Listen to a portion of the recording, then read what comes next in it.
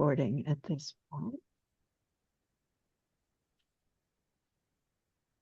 Okay, again, Susan Cousins from the Northwest Quaker Palestine Israel Network, and I am really delighted to welcome our panelists for this evening to talk about the way we can use our money, both holding it back and advocating in various ways with our financial resources to work for justice for Palestine. So we're going to talk about both investment and divestment options. Our first speaker will be Deanna Fakori, who is co-founder of Washington for Peace and Justice, a core member of the Cut Ties with Genocide campaign in the state of Washington, which is what she will mostly talk about. And then she is also the new executive director of the Rachel Corrie Foundation for Peace and Justice. So welcome, Deanna. Thank you very much for being with us. Our second speaker hopefully will be Nadia and Ismail from, and this is a correction from the information you received before. She's a member of the board of the Women Donors Network and is going to talk to us about the Woven Futures Fund, a response that the Women Donors Network stood up in response to events in Israel and Palestine over the last couple of years. And then what I'm calling our cleanup hitter is going to be Dov Baum from the American Friends Service Committee. She's the director of corporate accountability and research in AFSC's Action Center for Corporate Accountability, a remarkable enterprise with huge influence for a small staff level because they develop just amazing information tools and methods for all of us to use in this area. So I'm giving them each about 10 minutes to talk, and I'm going to open up to some questions in between them in between, but then about 45 minutes into our time, we'll definitely open it up for questions and comments from the rest of the group. Deanna, are you ready? I'm ready. Yes, thank you. Thank you. Let me just switch into speaker mode here. All Yeah, right, please go ahead. sure. Let me just share my screen. I think that's right. You can see my screen? Yes. Great. Okay. Thank you so much. Thank you. Thank you for having me here. Yeah, mostly I'm going to be talking about our campaign, Cut Ties with Genocide, and how we got our Washington State Treasurer to divest from Caterpillar bonds. He divested over $62 million from Caterpillar bonds. And then I'll be talking a little bit towards the end about my work with the Rachel Corrie Foundation as well. Um, First, a little bit of background on the campaign. Cut Ties with Genocide is a campaign made up of two organizations. So there's Washington for Peace and Justice, which is the group that I'm a part of. It's a Palestinian-led political advocacy group, and we're focused on action in Washington State. And then most of you probably know about JVP. JVP Seattle are our partners on the campaign, but JVP, Jewish Voice for Peace, is the largest anti-Zionist Jewish organization in, I believe, in the world. So our primary goal of our campaign is to get the Washington State Investment Board to divest from companies complicit in the genocide. And the Washington State Investment Board invests state pension funds and college savings accounts and more, and has over $1.5 billion invested in companies complicit in the genocide. I'm going to take you through a timeline of our campaign, starting in fall 2024, which is when our two groups came together. And we pretty quickly identified the WSIB as our primary target. Initially, we thought that they held Israel bonds, and we wanted them to divest from Israel bonds. And we soon found out that was not the case, and sort of expanded our goal to get them to divest from all companies that are complicit in the genocide and ethnic cleansing and apartheid. and occupation of Palestine. So we started to meet with members of the investment board to make our case and gather information, and we could quickly found out that they have this legislative mandate to maximize profit with a prudent level of risk. This was like their go-to response to us. And while like some of them seemed like they were personally sympathetic to the moral case for divestment, they weren't really moved by it and felt like they had this financial obligation to maximize profit with a prudent level of risk. We started to call out the different risks involved in their investments, but it wasn't really working. So we knew that we needed a new angle with them. Meanwhile, we were advocating with the families of Rachel Corrie and Aishnur Ezgi Agi to demand justice and accountability into their murders. I'm sort of guessing that most people know the stories of these two women, but I'll just briefly go over in case you don't. So Rachel Corrie and Aishnur Ezgi Agi were two Washingtonians that were killed by Israeli forces about 20 years apart. So Rachel Corrie was killed in 2003. She was run over by a Caterpillar bulldozer while standing in protest of demolition of a Palestinian home in Gaza. And Aishnur Ezgi Agi was killed by an Israeli sniper while she was standing in solidarity with Palestinians in the West Bank protesting settlement expansion. And both of these women have never received justice for their killings. And so we've been working with the families to try to achieve that. And it's probably obvious how this ties in, given that Rachel was killed by a Caterpillar bulldozer and we have the Caterpillar divestment. But anyways, I'm gonna zoom into the timeline that we had with the treasurer and then zoom back out to our broader campaign.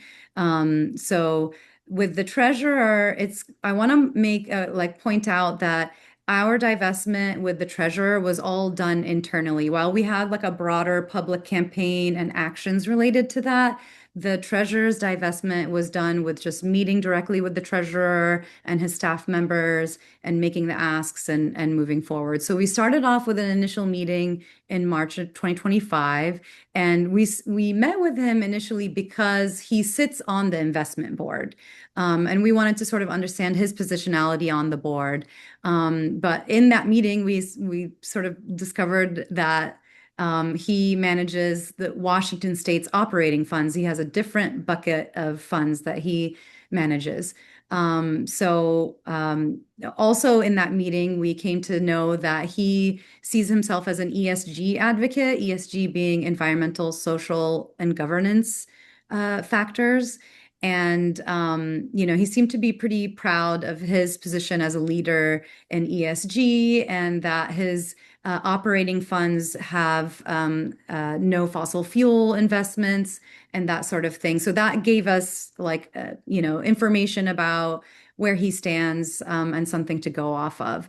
We also found out that he doesn't have Israel bonds, which was what we were initially, going after. So as a follow, after that meeting, we actually, with Dove's help, discovered that we needed to find out about their corporate bonds and that they might have Caterpillar bonds. So we made a request about their corporate bond portfolio and discovered that they had tens of millions of dollars in Caterpillar bonds. So, we requested another meeting with him a few months later, and we made the direct ask to divest from Caterpillar. We made our case with him about Caterpillar's crimes in the West Bank and Gaza in particular. We relayed the story of Rachel Corrie and about other Palestinians that had been killed by Caterpillar equipment. In our kind of, negotiation with him, we wanted to make it clear that yes, he is an ESG advocate, but he's sort of missing the S, the social. There seems to be a lot of emphasis on environmental out of the environmental social governance factors, but this like social issues seem to typically kind of get brushed aside. And so we wanted to make it clear to him that this should have been filtered out through his ESG factors. So he promised to take it to his team and reevaluate their ESG. A few months later, they started to sell off some of their Caterpillar bonds. They renewed their ESG guidelines and then ultimately made a full divestment of Caterpillar. And then it wasn't until a few months after that that we got the news that they did that. And then we were needing to strategize about how we were going to announce this news. And part of that was meeting with the treasurer and trying to figure out how to maintain our relationship with him before we announced. So that's the zoom in on that. And now I'm going to zoom back out into our campaign. Now I'm kind of going back in time. So in the summer of 2025 is when we officially launched our campaign. JVP Seattle did a public action at Palantir, which is one of the companies that is a target of our campaign, and received some press about that. And then also we were like doing a lot of outreach, trying to get people to sign our petition for the divestment and just gaining some traction with our campaign. Part of that momentum was we were reaching out to unions as well and trying to get unions to sign resolutions um, uh, in in um, in an effort to promote our campaign. And labor, I think, is something really important that elected officials pay attention to, and especially since the state employees are the beneficiaries of the pension funds, it was really important to get them on board.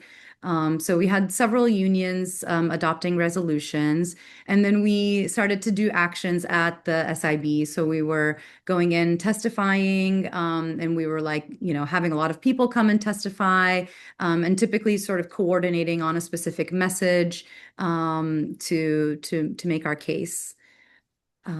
Later, the beginning of this year, we started to form a broader coalition as we approached legislation at the state level.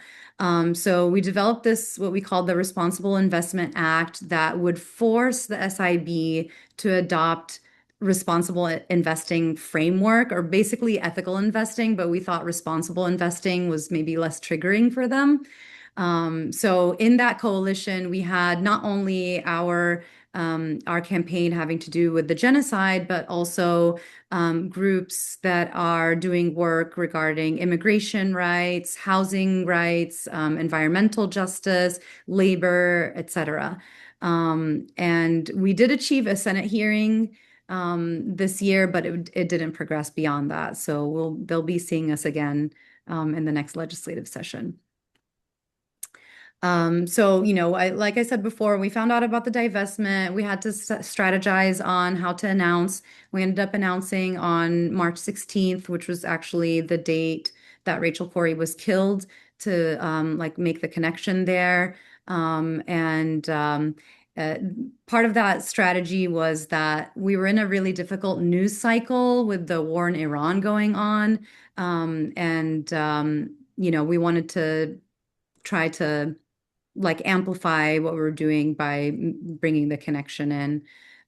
So we got some press, and then at the same time, just a couple of weeks after the treasurer's divestment, the city of Olympia had adopted an ethical investment framework, which was another really exciting thing happening in our state and building momentum, where the city council voted unanimously to adopt this ethical investing guidelines.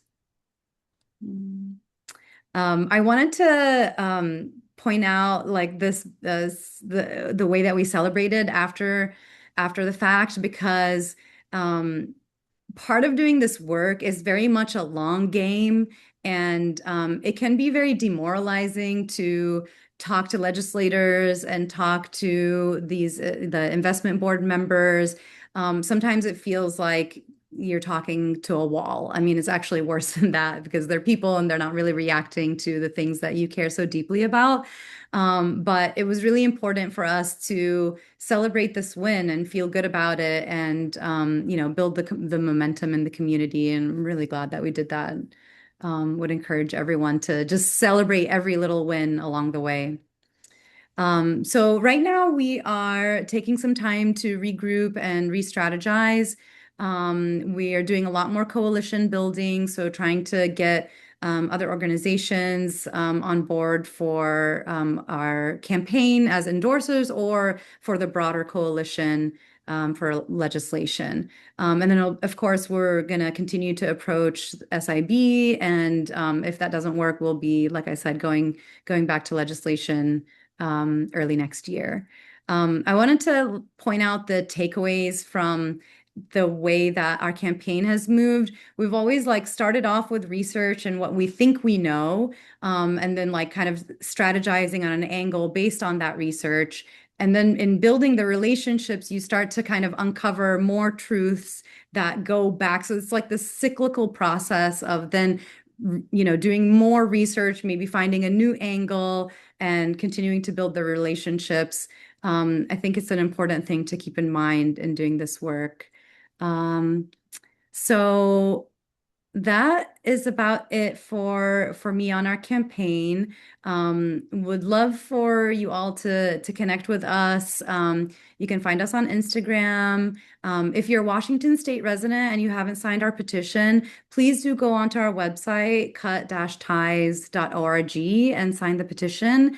And if you could amplify that, we would love that. If you're a part of Washington organization and would like to sign on to our coalition, you could do so at this website, futures-wa.org.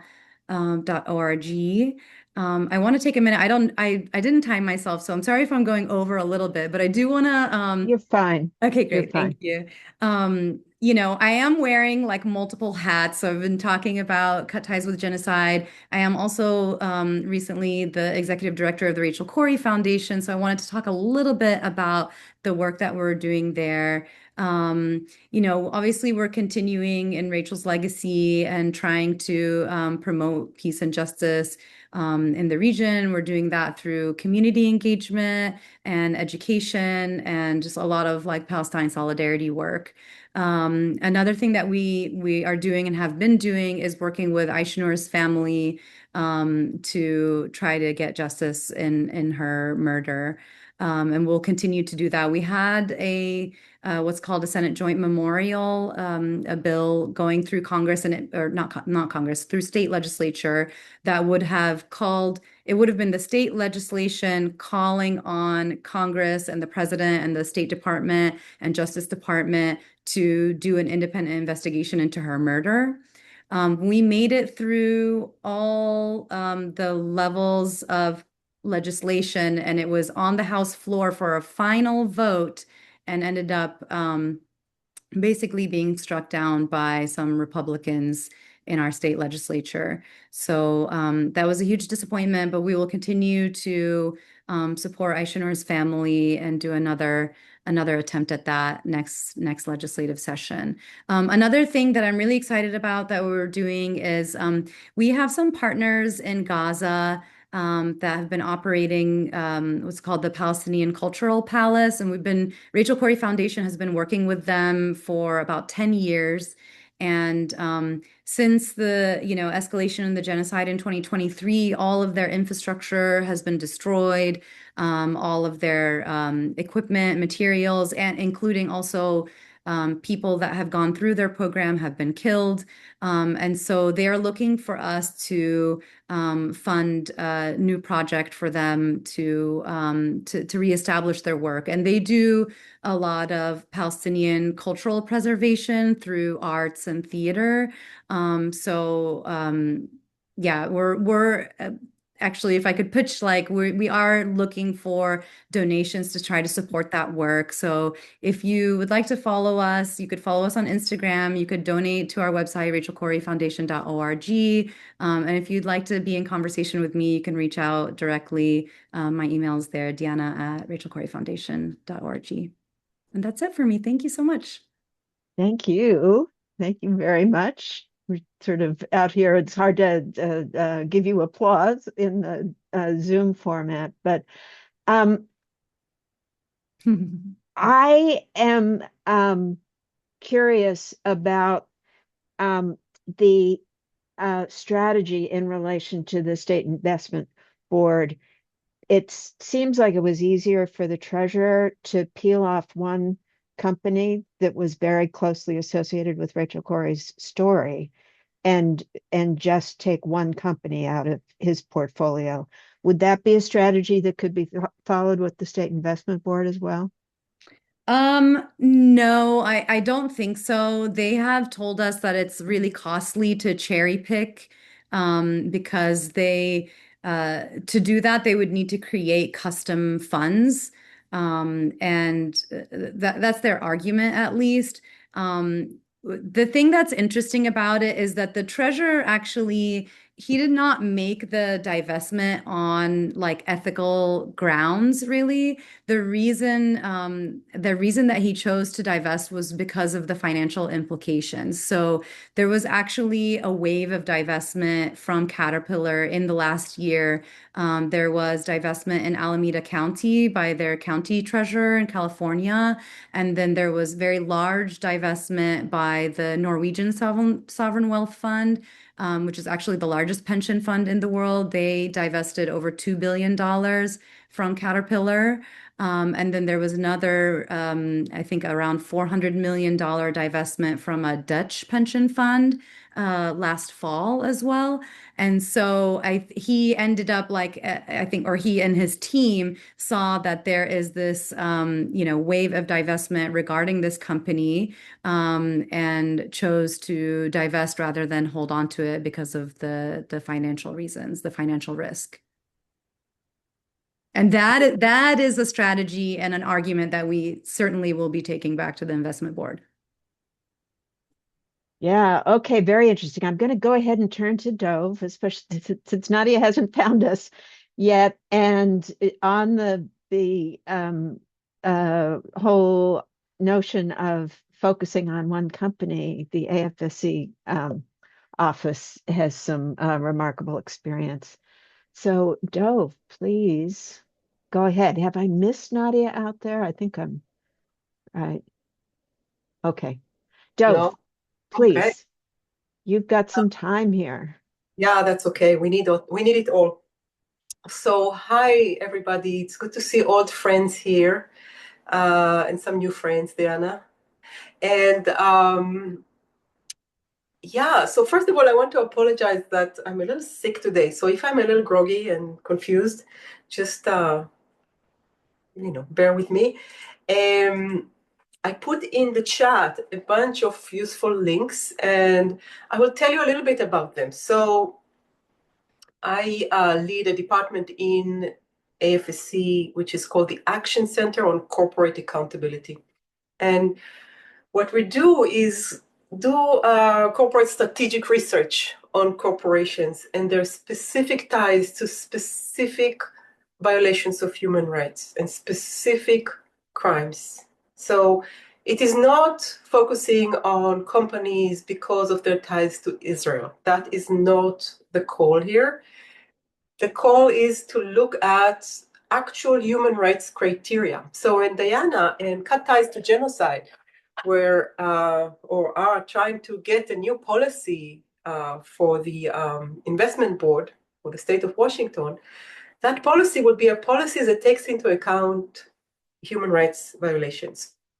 And we are not cheating. This is really about being very persistent and consistent about looking at the human rights criteria and the human rights behavior of corporations across the board. Why is it so radical? And why is it considered so scary for these boards of investment? It is because we live in a country and in a regime where the support of Israel and Israeli crimes is mainstream. And it is very deeply embedded into the corporate policies of this country and also the government policies of this country.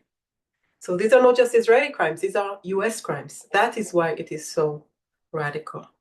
So when we say we want to look at companies with a direct and ongoing complicity in severe violations of human rights and crimes against humanity, such as direct complicity in genocide, direct complicity in apartheid, we don't say look only at Israel. We say look at the entire world, but look at all places around the world with the same criteria. So if you are a responsible investor, most chances are you're not invested in companies that are directly committing such crimes with collaboration with China or collaboration with Iran, and therefore you don't want to invest in those crimes in Palestine. This is what this is about. And we're using an approach that is very much the UN guiding principles on business and human rights. Now, this is a very mainstream approach. And in that approach, if you yourself, as an investor, are invested in a company that has direct connections to such crimes, and you know about it, and they know about it, and there is no chance that you can change their minds or use your leverage in order to get them out of these very harmful business activities, then you are complicit too. That's what it means. I don't think there is one courtroom around the world that will actually hold you accountable, unfortunately. But this is really about the fact that we want to put our money somewhere where it's not creating too much harm. We know it creates some harm because we're part of capitalism, and capitalism is really full of exploitation and harm everywhere. But if we know that this company is directly complicit in severe violations of human rights on a large scale, and they are knowingly doing that, we shouldn't be invested in them. Now, where is it a problem? If we look at the state of Washington and this wonderful campaign that Diana and her comrades are leading, the state of Washington is telling us, that will be really hard for us to divest from all these companies.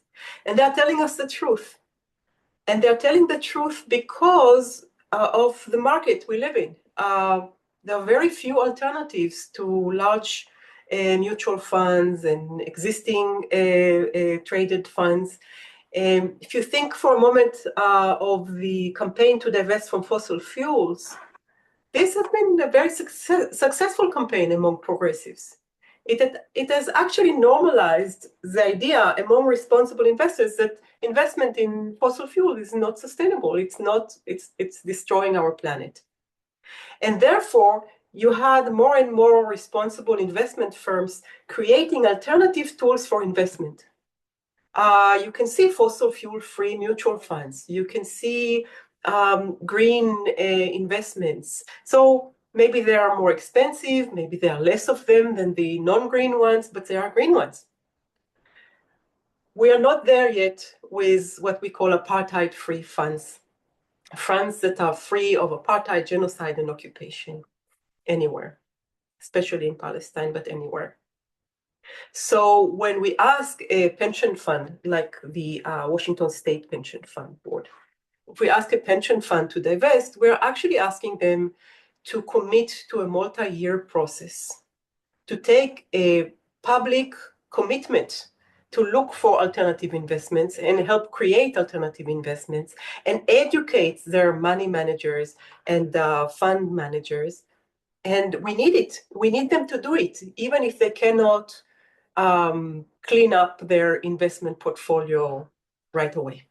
It might take a few years, but we need them to do it. And when we do that, we also normalize and mainstream the demand for such alternative investments.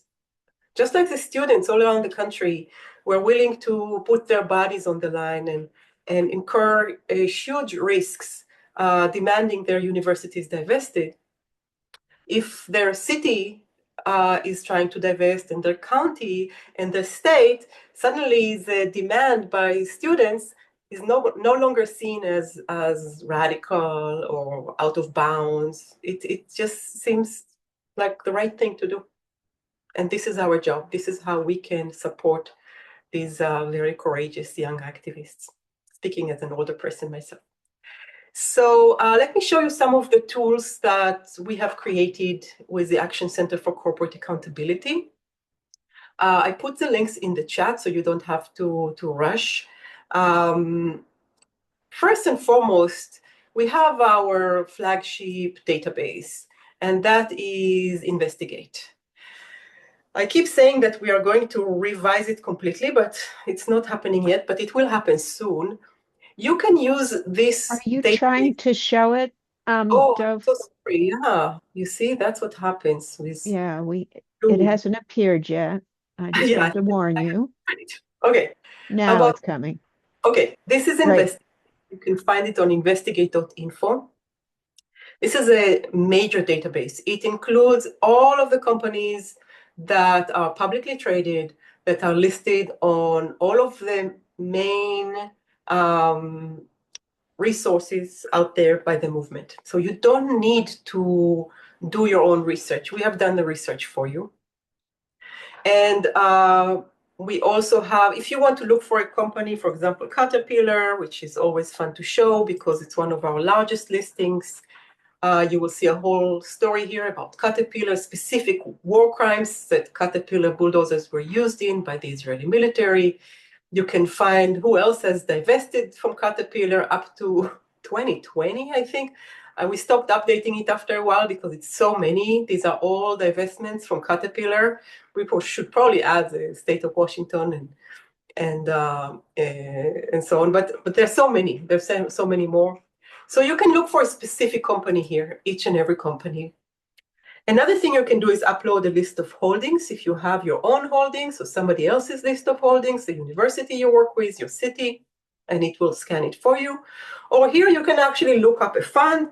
If you are invested in the worst of the worst, for example, Vanguard, you can see here all the Vanguard funds, and each one is rated if it's red, yellow, or green. You can see there is no green. That's why Vanguard is the worst of the worst. Not really bad. And if there is a green, it's like just a fluke. It's not by chance. You can also go here to see our criteria for divestment. And when I say our, I mean the BDS movement. We work closely with the Boycott National Committee that coordinates the BDS movement globally. And there are very clear criteria for divestments. That means that companies are directly involved, consistently over time, knowingly, in severe human rights violations, and we don't see them as good targets for campaigns that would change their minds. So these are the companies that are highlighted with an exclamation mark here, and you can read more on each and every one of them. I'll show you a couple of more resources that you can consult with. First is how to divest. Let me go to the top of the page. This is not it.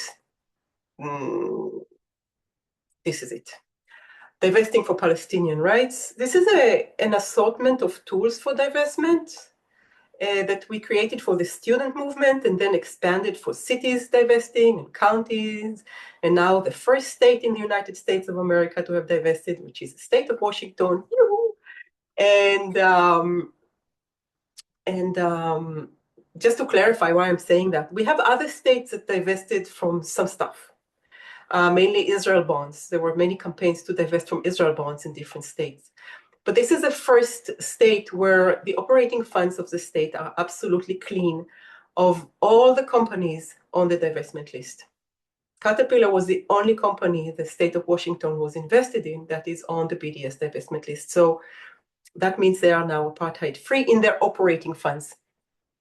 As I explained before, pension funds are a big headache. They are a whole other ballgame. So we're not even looking at that yet, but there are several campaigns looking at pension funds. Here you can see some webinars, including our most recent one with Diana about the state of state divestment. Learn more about support. We have a weekly session, which is called BDS Office Hours, that you can join to help your campaign, to help strategize or brainstorm your campaign or help with research. And also a list of campaign wins. I think these are very inspirational. And also while reading them, you can learn about the different ways or the different shapes that victories can take. They can look very different from each other. And I think it's inspirational to see how they can look very different from each other. The most recent one being this month in Pasadena, California. Before that, Olympia. We also have Burbank, which is not listed here yet. Just saying Southern California, Presente, and so on. You can just scroll down and read and enjoy, because so much bad news in the world, it's good to enjoy. Last but not least, I want to show you two specific company campaigns that you can find useful. One of the companies on our divestment list is Chevron. We are all on the West Coast. Chevron is very active around us, as you all know very well. Asking pension funds to divest from Chevron is quite easy, because Chevron is also a fossil fuel company. Asking franchisees of Chevron to drop Chevron and to take on another brand is totally doable. It has been done around the country. Joining a pledge against Chevron or sending a letter to the CEO is something everybody can do, and a meeting can do that as a collective action in a minute. You can find Chevron near you if you don't know how to find it, but I'm sure if you just open your eyes, you will see them all around you. And you can join the campaign as a group to join the coalition, the national coalition. There are many tools here that you can use as well. And last but not least, another important company on our divestment list is Palantir. Palantir is the engine behind the AI war machine. It is the company behind the indiscriminate bombings in Iran, Lebanon, attacks in the West Bank. It is the new, a very scary face of warfare. And they are also the engine behind ICE deportations and detentions. So you can read more about Palantir here. This is a very fast-growing campaign.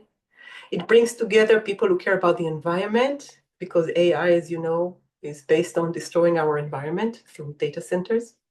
People who care about peace because of the AI war. People who care about Palestine, obviously. People who care about immigrant justice.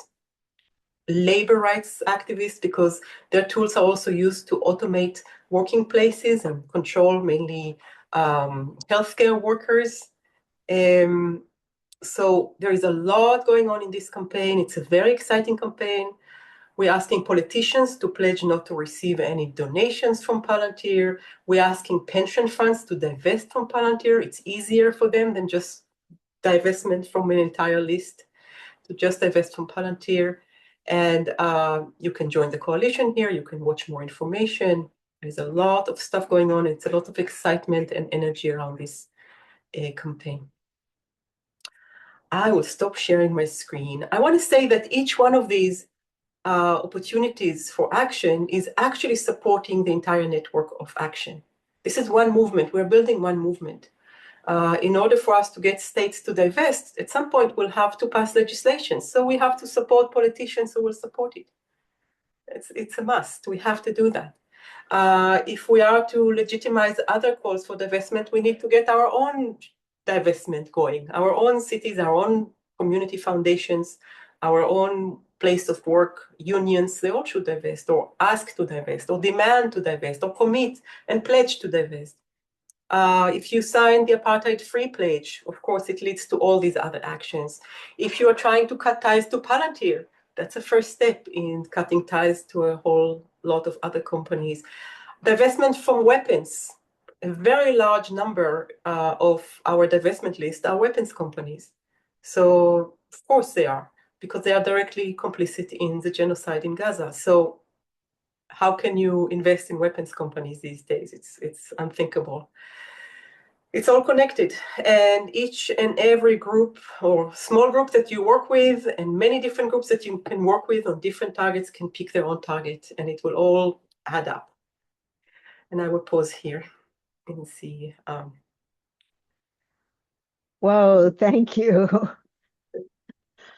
That we had the same experience with Allison when she showed her website and the just rich set of resources that's out there. If you want to have something to do for justice in Palestine, these websites, there's no question that you will find something there. So that was absolutely terrific. We got lots of applause coming up. Deanna, and Nadia is here with Susan, A I'm so little sorry. I lost complete track of time Ishmael. trying to put this baby to sleep. And Oh, well, luckily, thank you here for we go. bringing the baby. Yes, Ruth luckily messaged me and was like, "Are you coming?" So I'm here, you all, with bells on. I'm so sorry. All right. No problem at all. We're just really delighted that you got here, and as I said, delighted to see your little one as well.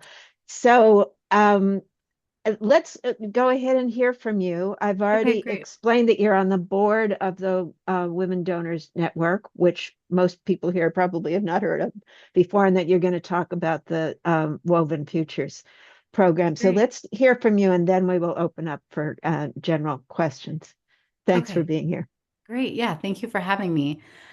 So yes, as Susan mentioned, I'm on the board of the Women Donors Network, where I get to organize with Ruth from time to time. And so the Women's Donor Network is comprised of over 200 women across the country.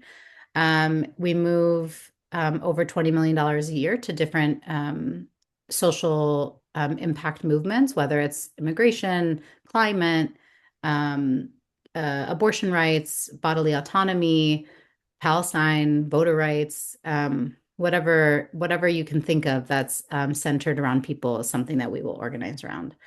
And it's been around for going on 30 years now.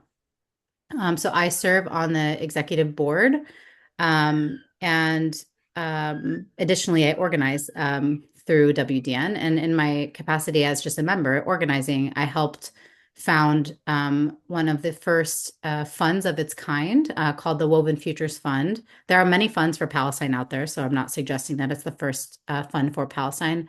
But what makes it unique is that it's a fund that um, the council that decides where the money goes is actually movement leaders. So we raise the money, but we have a grant making advisory council comprised of five predominantly Palestinian female movement leaders, and they decide where the money goes.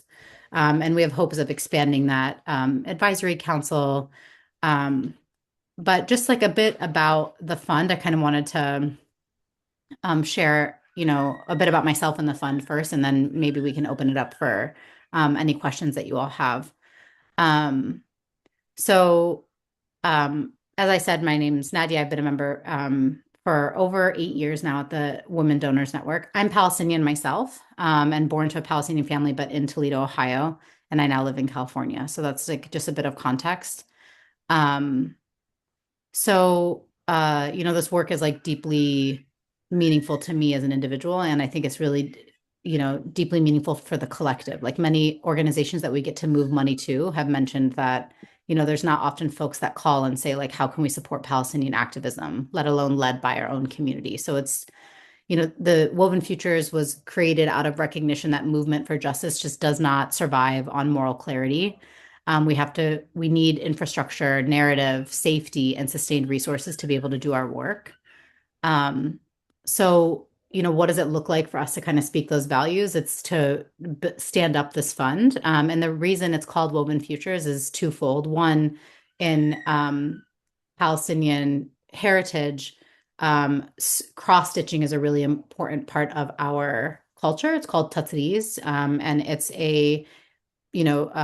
ancient traditional art that helps us see one another from different villages. They tell stories like traditional gowns or things that you might see will tell stories of women's lives, their marriages, their deaths. It's integral to our culture.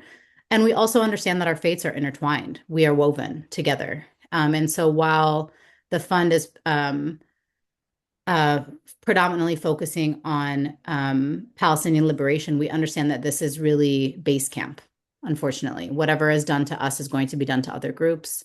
However, we figure out how to liberate us and kind of set up this fund in an era of fascism is how we're going to be able to set a path forward for our other movements that are also being targeted as terrorist or projects, whether it's climate or whether it's immigration rights or whatever the Trump administration decides is something they fear this week.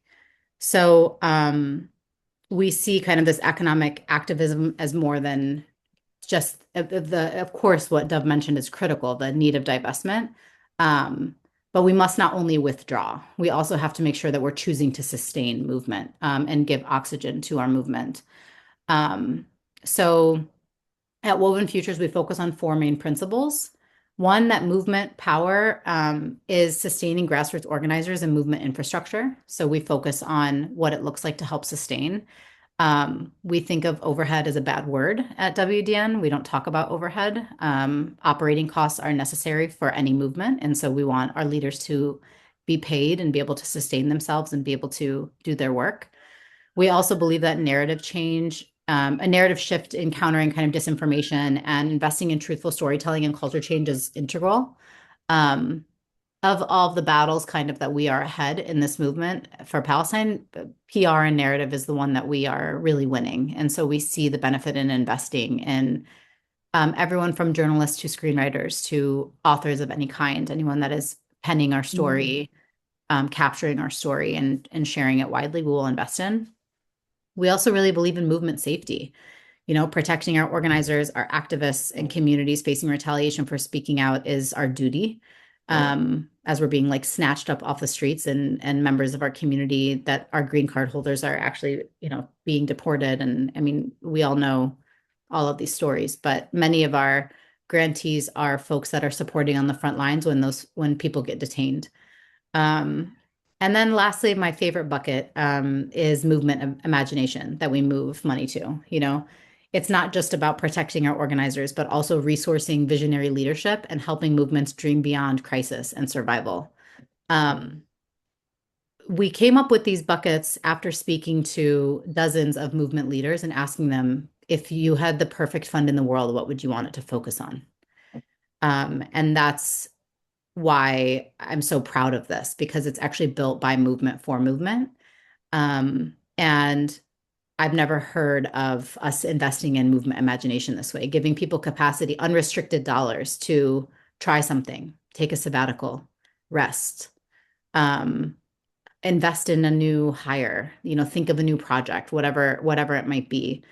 So, these aren't abstract ideas. These are like lived needs of the people putting everything on the line right now. And so we're really excited about that. We've raised just over $3 million in this is going on our second year. Our first year really moving the money. We've moved close to 2.8. And we're just getting started.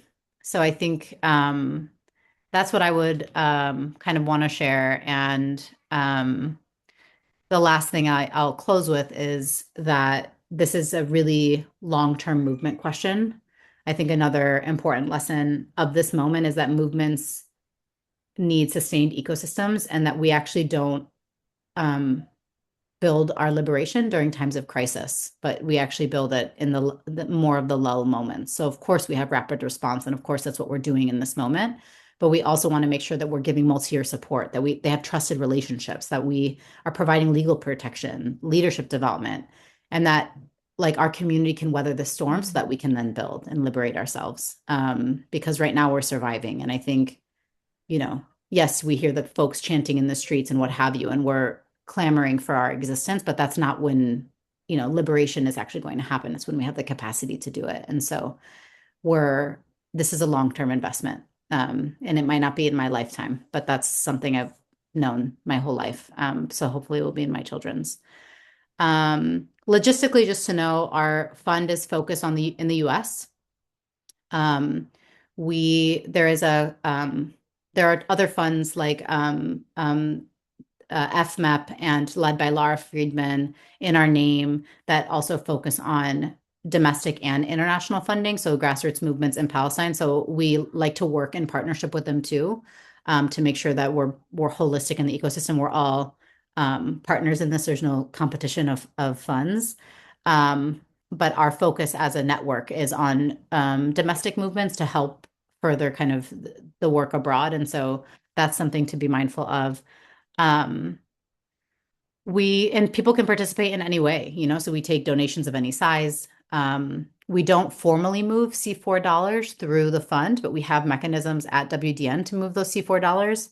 You don't have to be a member to give us dollars, and you don't have to be a woman to give us dollars at Women Donors Network for this fund. So we have married couples that have given us contributions, or even just individual male identifying folks that have. Um, and I'm just trying to think if there's anything else I want to offer.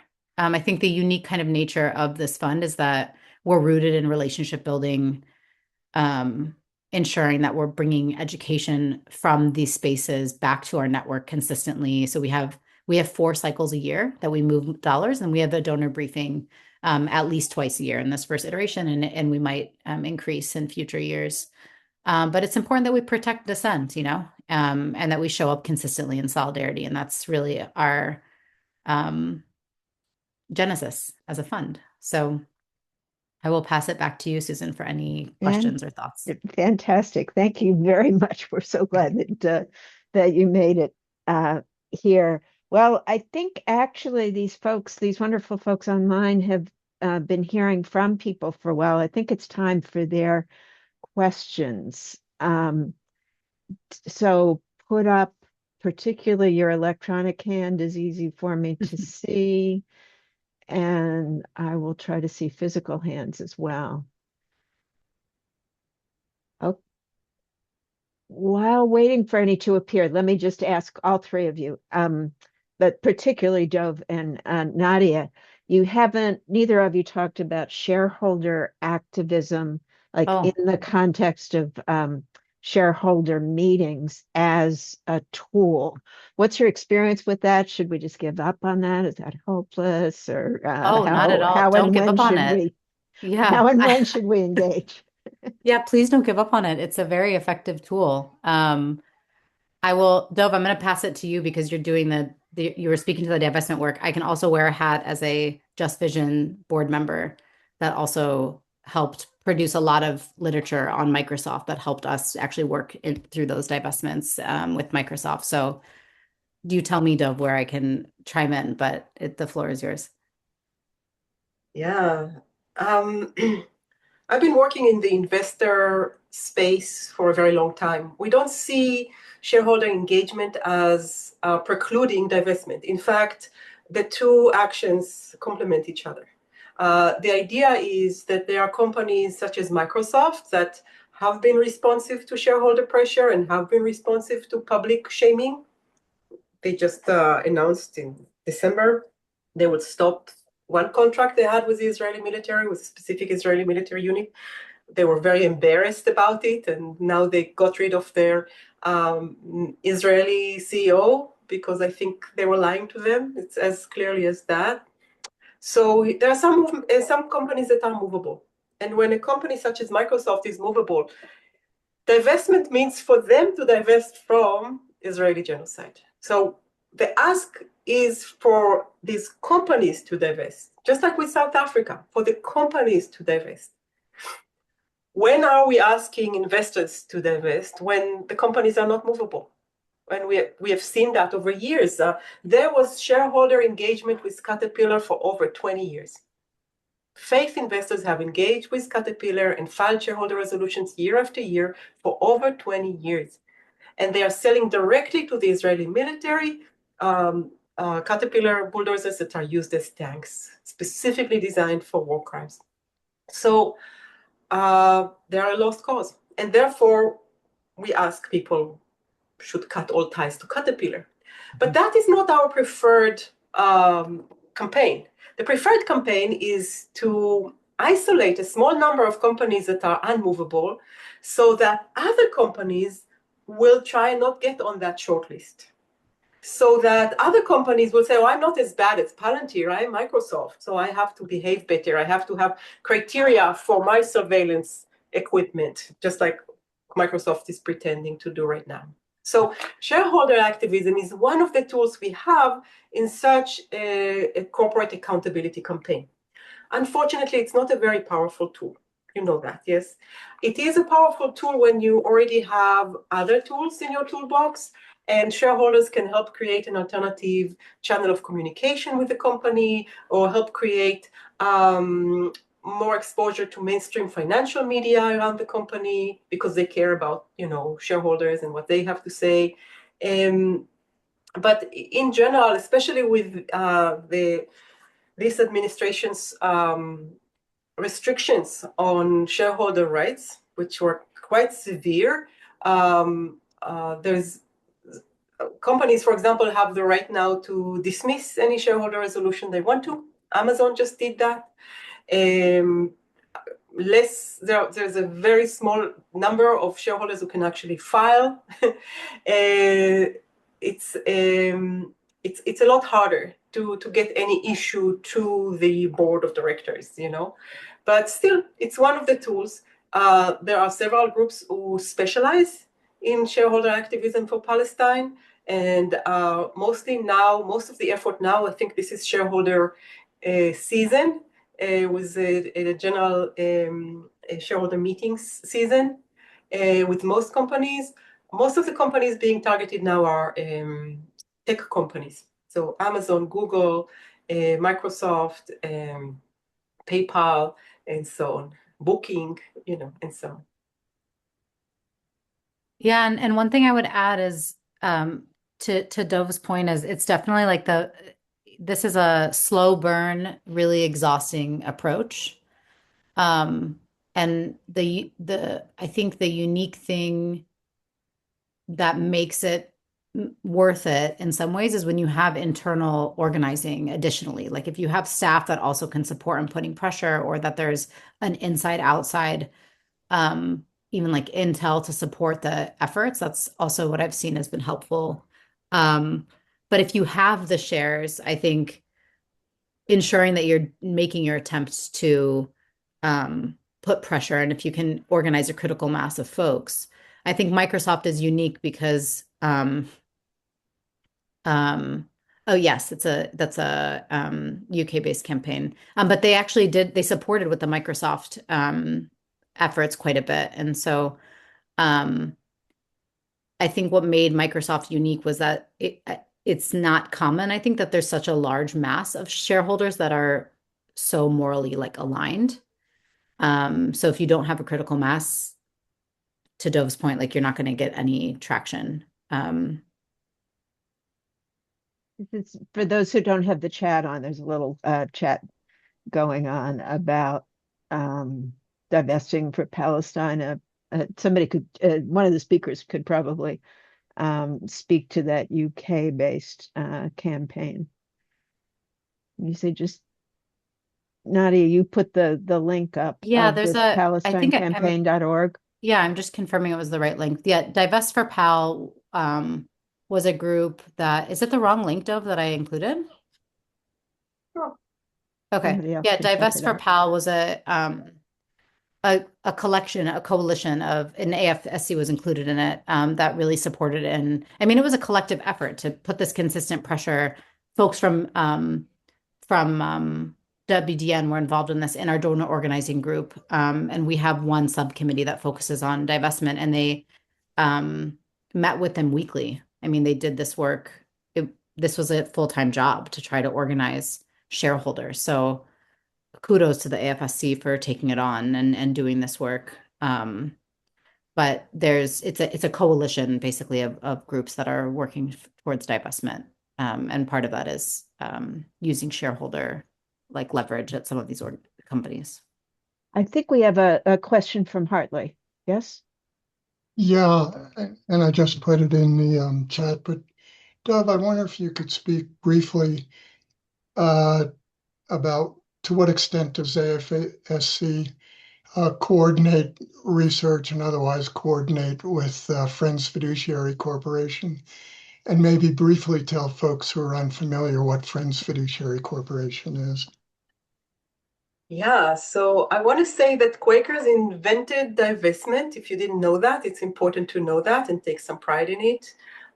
Me and my colleague Noam did some historical research, and we found in the archives of the Philadelphia yearly meeting the first minute for divestment. This was in 1898, Philadelphia yearly meeting.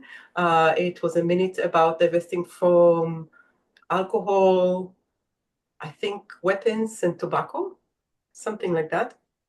And the Philadelphia yearly meeting financial arm became Friends Fiduciary Corporation. Historically, that's the delineation of it. So the Friends Fiduciary Corporation is actually the investment arm for Quaker organizations. AFSC itself invests our pension funds and our operating funds through Friends Fiduciary Corporation, and I think many meetings do as well. So, and I think they only serve Quaker organizations. They're not an open money manager. So somebody who knows better can correct me if I'm getting it wrong. They have several different products, and I'm not totally up to date with how they are going to do this because I know they're changing their structure or have changed their structure since last I met them. But they do offer the AFSC itself a bespoke fund for our endowment, and that fund is apartheid-free and occupation-free and follows the investigate guidelines to the letter. I think that means that other meetings can ask to be part of that same fund. So there is an apartheid-free fund available for Quaker meetings if they demand to be part of it. Unlike, I would say, other faith organizations where we cannot say that for sure, we do have that with Friends Fiduciary. Also, when I go into investor spaces, I go as an advocacy group. AFSC is an advocacy group, but also as an investor because we do have some money invested through Friends Fiduciary. So I try and do this work in coordination with Friends Fiduciary because they manage our investment. It's not always smooth and easy. There is always, that's something I've learned through sitting on the investment subcommittee of AFSC itself. The organization is totally committed to divestment, and not just divestment from Israeli apartheid, genocide, and occupation, also divestment from the military-industrial complex in all of its forms, divestment from private prisons and the prison industry in all of its forms, from the systems of repression and oppression of immigrants in this country and elsewhere. So it's a big commitment to divest from any form of state violence, which is a lot. There are many companies making a lot of money from state violence. So if companies are selling militarization technologies to the US-Mexico border, for example, they will find themselves on that list as well. So I sit on the committee and I can see how there is always a bit of a dynamic process because these investment firms, they work through money managers. The money managers are not familiar so much with the research that we can produce, and other more mainstream corporate data providers do not provide this research.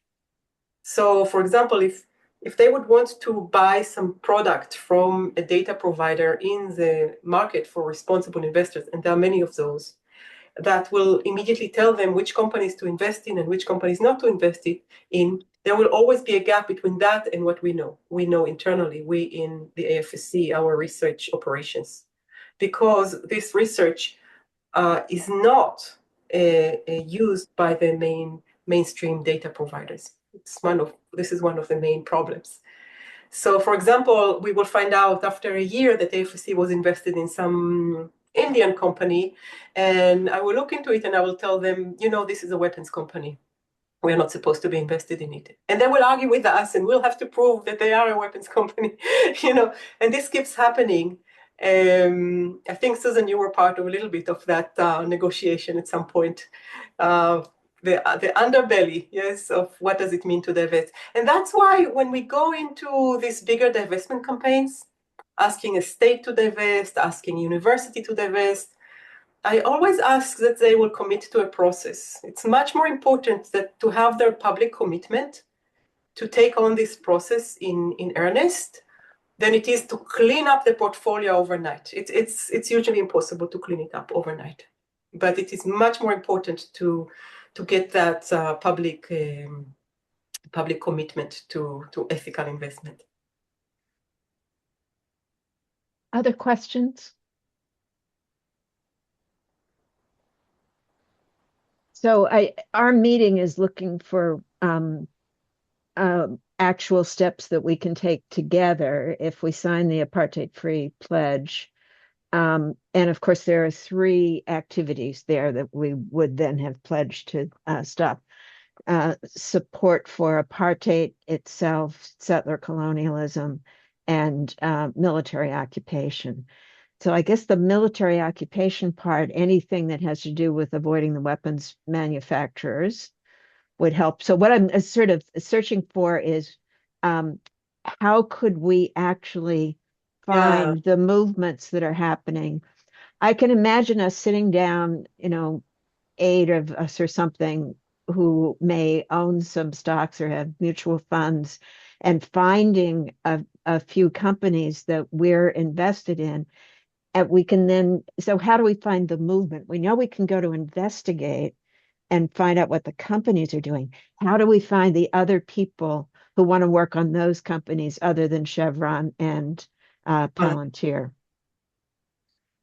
I will offer my ideas, and I'm curious to hear also Diana's and Nadia's. So first of all, you're right. This is not about individual action. It is not about individual investment. It's very hard to divest your own funds unless you have a lot of money. So that's not the ask. It's really not the ask. The ask is in the pledge. If you read the apartheid-free pledge, is to work with others. To work with others, to join a collective um, efforts to cut all ties with Israeli apartheid settler colonialism, and we can add genocide and occupation. So look around what's around you. One option is a divestment campaign. Divestment is always institutional divestment. So joining a call for the state of Washington, the state of Oregon, all the states in the Pacific Northwest to divest. There are separate campaigns in each one of these states asking these states to divest. So you can join all of them. Chevron is very much in our area. It's very much along the lines of apartheid. It's an apartheid target because Chevron supplies Israel with 70% of its needs for its energy. So that is the energy that goes into everything Israel does. And there is the fact of energy apartheid in Israel. And you can read more about it in the Chevron page and how different communities are served differently by the electricity company. So you can choose to join Chevron. You can choose to join Palantir. You don't have to create your own campaign. You have to look around and see which campaigns are. You can actually just choose apartheid free to identify different institutions, groups, and organizations around you and faith groups that might want to join apartheid free and educate them if you want a more educational campaign. I really think that it's very important for us as a movement to build momentum and to build leverage, and we can only do that by joining existing efforts. How to choose between different efforts? Make a big list. Bring together everybody who wants to think about it. Try to create some pros and cons based on what brings you joy. Because the world is such a bleak place right now. Maybe you are looking for an educational campaign. Maybe you're looking for a legislative campaign. Maybe you're looking for a very creative street theater campaign. Who are the people in the room? These are the people who will make it sustainable. Nadia and Deanna, do you want to add anything on that? How do we find those other people to work with Well, I once we think figure out where we're connected? Yeah, I think Dove's response was pretty comprehensive. I would just add, it takes a level of like community engagement and coalition building to really understand what different groups are working on. And I think that, like if I take it, for example, the Rachel Corrie Foundation has been doing this work internally to try to get the city of Olympia to adopt an ethical investment policy. That was one of the things that was done internally. It wasn't a public campaign. It was done in coalition with other, people and organizations in the area in the city of Olympia. And so it really does take just kind of talking to people and understanding what are you working on and how can I get involved and that sort of thing. And I think that there are a lot of like large campaigns like our Cut Ties with Genocide campaign, statewide campaigns, but there's a lot of local stuff going on too. And one thing that came to mind, I don't know how many people are in Washington or are aware of PCC. It's a local like food co-op that has Israeli products on their shelves, and people have been trying to um, engage with them in removing their stock of Israeli goods, and without success. So now there's like a local boycott PCC campaign going on. Another example that it just takes awareness and engagement with people in your area, activists in your area, to understand what is going on.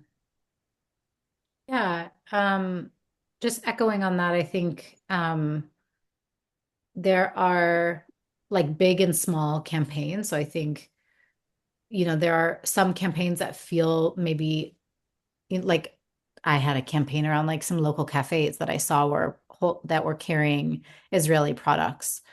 And so while there's like divestment and thinking about divestment in a grand sense of divesting from a full company, there's also like helping, like if to Dove's point, you value kind of like the educational experience, relational experience, working with local cafes to be like, hey, you actually may not know how you're causing harm.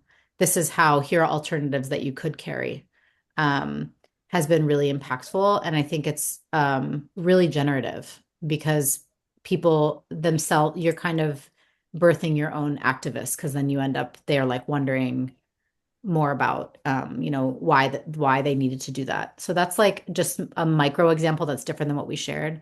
And then I would be remiss as a board member at WDN to not talk about like thinking about investments and how you give. So if you do have a DAF, or your money is somewhere at a foundation or an investment company of any kind, there's organizing to be done there.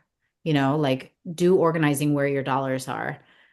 If you're looking for a really responsible and like ethical investment company, one of our members, who also is like part of the Beyond Capitalism group and actually was the former chair of our board, had accidentally created a BDS certified like investment portfolio because the